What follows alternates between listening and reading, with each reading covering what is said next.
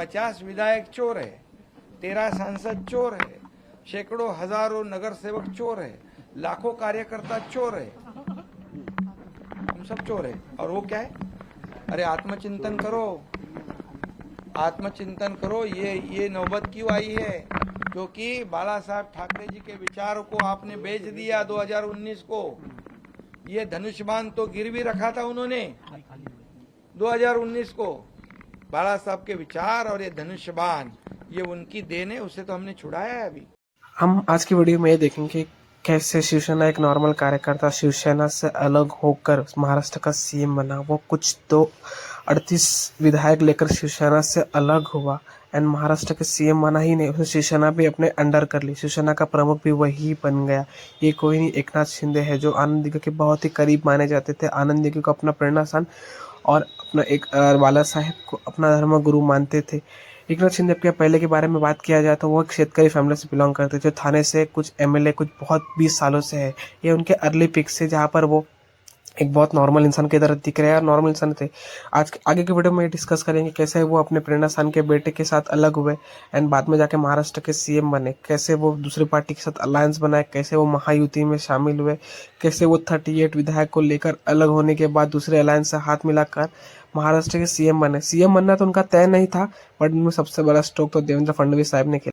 Video में आगे जाने से पहले हम एकनाथ शिंदे की अर्ली लाइफ के बारे में बात कर लेते हैं। सो वो महाराष्ट्र के एक दारे विलेज से बिलोंग करते थे। दारे विलेज से बिलोंग करने के साथ साथ वो महाराष्ट्र में किसान परिवार से बिलोंग करते थे। उनके माता पिता किसान थे। तो किसान होने के बाद वो कुछ टाइम बाद वो महाराष्ट्र के एक शहर थाने शहर में आ गए थे। थाने शहर में आने के बाद जैसे कि लोग कहते हैं वो रिक्शा चलाते थे। रिक्शा चलाने के बाद वहाँ के लोगों के साथ उठना बैठना तथा वहाँ के वो लोगों के साथ बैठकर छोटी मोटी पार्टियों में जाकर उसके बाद वो आनंद दिघे साहब से मिले, जो उनके धर्मगुरु थे। सो बहुत लोग होते रिक्शा चलाते थे, रिक्शा चलाने से कार्यकर्ता बने, कार्यकर्ता से नगर से फिर थाने के शिवसेना के हेड बने। उसके बाद वो वहाँ के एमएलए बने। थाने के एमएलए बनने के नहीं तो भी वो 5 से 6 बार थाने के एमएलए बन चुके। 6 बार नहीं, अप्रॉक्स बोलोगे तो 5 बार ही थाने के एमएलए बन चुके। उसके बाद अब वो शिवसेना के थाने जिला के प्रमुख बनने के बाद आनंद दिघे ने जिला प्रमुख बना दिया था, ठीक है। उसके बाद वो थाने के सीट से 2004 से लेकर एमएलए का चुनाव लड़ रहा है, जिसकी वजह से वो शिवसेना के थाने की सीट से एमएलए कम से कम तो 4 या 5 बार लगातार जीतकर आ चुके हैं।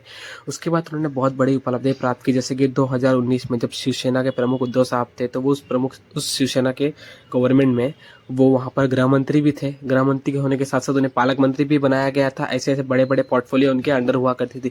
2019 में शिवसेना से एकनाथ शिंदे जी का नाम मुख्यमंत्री के लिए जा चुका था, बट कुछ रीजन से उनके अलायंस के प्रॉब्लम होने के बाद तो वहाँ के सीएम उद्धव साहब बने। तो उसके बाद वो कुछ 2 साल बाद या 3 साल बाद एक इंसिडेंट हुआ, जहाँ पर वो अपने कुछ बड़े बड़े विधायकों को लेकर शिवसेना से अलग हुए। हम वो डिस्कस करेंगे कितने विधायक को लेकर अलग हुए थे, कैसे अलग हुए थे, पहले कहाँ गए थे, किसके साथ अलायंस बनाए थे, ऐसे बहुत सारी चीज़ें हम आगे डिस्कस करेंगे।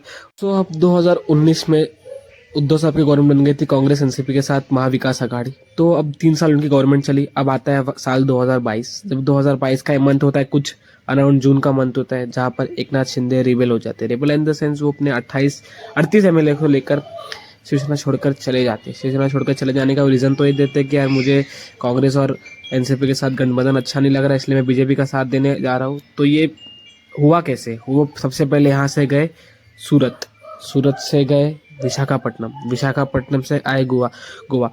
ऐसे में तो उनके वो दावा कर रहे थे उनके पास कुछ 45 से 50 एमएलए है अराउंड उनके साथ, बट उसके बाद ये डिसाइड हुआ कि नहीं 50 तो नहीं है, कुछ 38 ही एमएलए उनके साथ आए हुए।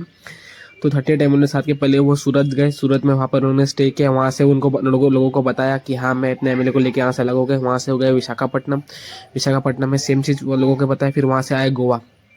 अब बात आती है कितने एमएलए कब गए, किसके साथ गए, क्या रीजन से गए, किसे कितने क्या मिला है, क्या नहीं मिलने वाला है, कौन सा पद मिलने वाला है, कौन सी मंत्री मिलने वाला है, किसी को पता नहीं था। बट तब तक एकनाथ शिंदे महाराष्ट्र से निकल चुके थे। वो कुछ 1 हफ्ते 2 हफ्ते या 3 हफ्ते बाद, 1 हफ्ते या 2 हफ्ते बाद ही महाराष्ट्र में पूरा वापस आए। वहाँ पर उन्होंने गवर्नमेंट बनाने का दावा किया और गवर्नमेंट वहाँ पे अपने राज्यपाल को बोला कि मेरे पास 38 एमएलए का समर्थन है, मैं अपने साथ साथ शिवसेना के साथ अपनी शिवसेना लेकर मैं बीजेपी के साथ अलायंस बनाकर हम एक गवर्नमेंट बनाने जा रहे हैं। तो उस टाइम पर भी शिवसेना उद्धव साहब के पास भी कोई ऑप्शन नहीं था, क्योंकि उन्हें कहीं ना कहीं रियलाइज हो चुका था कि हाँ मेरे आधे से ज़्यादा एमएलए तो उनके पास है, तो अब मैं आगे कैसे क्या करूँ। तो उन्होंने खुद ही राजीनामा दे दिया, मतलब इस्तीफा दे दिया सीएम के पद से। तो सबसे बड़ा इश्यू मालूम में क्या हुआ? सुप्रीम कोर्ट ने वहीं पर अपना गेम हो गया, क्योंकि सुप्रीम कोर्ट ने बोल दिया कि जब जब एकनाथ शिंदे ने सीएम बनने का दावा किया, अपनी पार्टी बनने का दावा किया, तब तक उद्धव साहब ने पार्टी से या शिवसेना सीएम के पद से छोड़ चुके थे, इस्तीफा दे चुके थे। इसलिए अब उनके छोड़ने के बाद तो सारा प्लस पॉइंट को ये मिलेगा कि उन्होंने छोड़ दिया था अपना पद, अपना राजीनामा दे दिया था। तो गवर्नमेंट ने, सुप्रीम कोर्ट ने भी यही बोला कि अब शायद एकनाथ शिंदे के पास ही शिवसेना जाएगी, कि शिवसेना के ज़्यादातर जीते हुए एमएलएज भी एकनाथ शिंदे साहब के साथ है। 38 की कुछ वोटिंग लाई भी उनके साथ है, जिससे उनको शिवसेना का सिंबल भी मिल गया, जिसकी वजह से अब शिवसेना प्रमुख, तो उन्होंने कभी खुद को बताया नहीं कि मैं शिवसेना प्रमुख हूँ, बट हाँ, शिवसेना का जो सिंबल है अब एकनाथ शिंदे के पास है, तो वही शिवसेना को ओन कर रहे हैं आजकल के सिनेरियो में। तो अभी ये हो रहा है, अब आगे पता नहीं पॉलिटिक्स में क्या होगा, कितने सारे चेंजेस हो गए, बट करंट लाइफ में शिवसेना का जो सिंबल है वो एकनाथ शिंदे के पास है। उद्धव साहब के पास, वो भी दूसरे शिवसेना के नाम से लड़ रहे, बट वो शिवसेना यूबीटी है, उनका चुनाव चिन्ह अलग है अभी। तो अभी आगे देखेंगे कि हम एक सीएम कैसे बने शिंदे साहब। वैसे महाराष्ट्र में आने के बाद अब सबको लगा एकनाथ शिंदे देवेंद्र फडणवीस के साथ जाएंगे, वहाँ से गवर्नमेंट के लिए अलायंस बनाएंगे। अलायंस बनने के बाद ये डिसाइड होगा, जैसे कि एकनाथ शिंदे तो पहले से ही वो गृह मंत्री तो थे, सबको लगा कि अब वो उप मुख्यमंत्री बन जाएंगे। उप मुख्यमंत्री बनने के बाद सबको ये लगा था कि देवेंद्र फडणवीस अगले सीएम होंगे और एकनाथ शिंदे साहब अपने मुख्यमंत्री होंगे।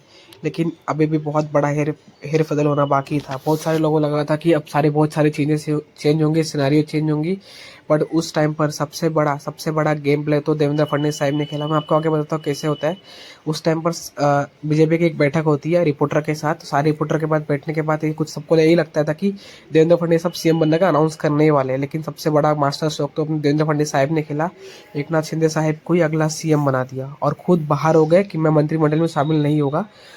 ये सुनकर सबके सब पूरा महाराष्ट्र शॉक हो गया कि शिंदे साहब सीएम बन गए और देवेंद्र फडणवीस साहब मंत्रिमंडल में होंगे नहीं। लोगों का मानना तो यह है कि उन्होंने जानबूझकर उद्धव को नीचे गिराने के लिए किया, कि वो ऐसा मान रहे थे क्योंकि उनके टाइम कुछ डील हुई थी 2.5 साल का, जो देवेंद्र फडणवीस साहब और उद्धव साहब मारने को तैयार नहीं थे, ऐसा कुछ उनमें हुआ था। तो लोग तो यही खेल रहे थे कि शायद उनको नीचे दिखाने के लिए उन्होंने शिंदे को ही महाराष्ट्र का नया सीएम बना दिया। अब ऐसे बहुत सारी चीजें हो गई कि हाँ भाई एकनाथ शिंदे साहब कैसे सीएम बन गए। उनका सीएम बनना सबको ये चुभा कि देवेंद्र फडणवीस होते हुए भी एकनाथ शिंदे को उन्होंने को सीएम बना दिया, खुद नहीं बनते हुए खूब उप मुख्यमंत्री बन गए। तो आप देख रहे हो महाराष्ट्र के न्यू सीएम ऑफ महाराष्ट्र, जो एक रिक्शा चालक से लेकर एक कार्यकर्ता बने, वहां से एमएलए, अब महाराष्ट्र के सीएम बने।